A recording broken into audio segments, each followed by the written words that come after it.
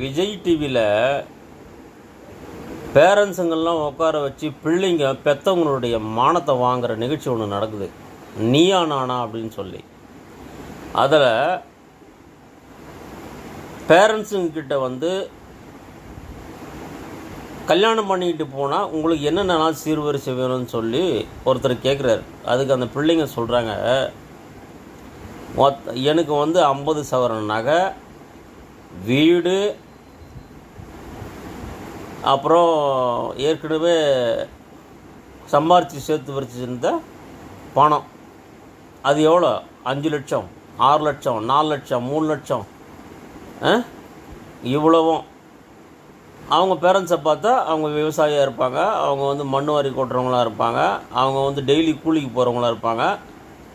அவங்க என்ன சொல்கிறாங்க, இவ்வளோலாம் போட முடியாது, என்னால் வந்து எனக்கு போட்டது ஒரு 4-5 சவரம் இருக்குது, நான் 4-5 சவரம் சேர்த்து வச்சுருக்கேன், ஒரு 10 சவரம் தான் போட முடியுங்கிறாங்க.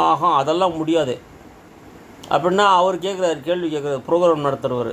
என்னென்னு கேட்குறாரு, அப்போது அந்த கடனை யாரும் அடிப்பாங்க, மேற்கொண்டு நீங்கள் கேட்குறீங்களா அவ்வளோன்னு கேட்டால், என் தம்பி அடிச்சுக்குவான்.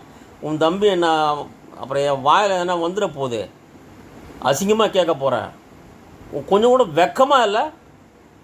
உலகமே பார்க்குது அந்த நிகழ்ச்சியில். அப்படி போய் கேட்குறீங்களா? உனக்கு அக்கறையாக இருந்தால் நீ சம்பாரித்து நீயே கல்யாணம் பண்ணிப்பார், அப்போ தெரியும் உனக்கு.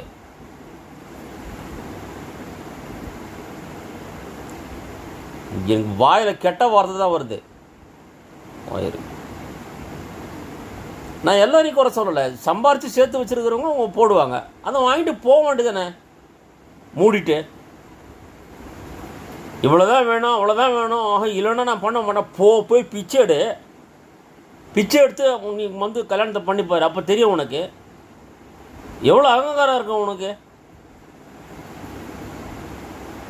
கொஞ்சமாவது அறிவு சுயசிந்தனை இல்லை?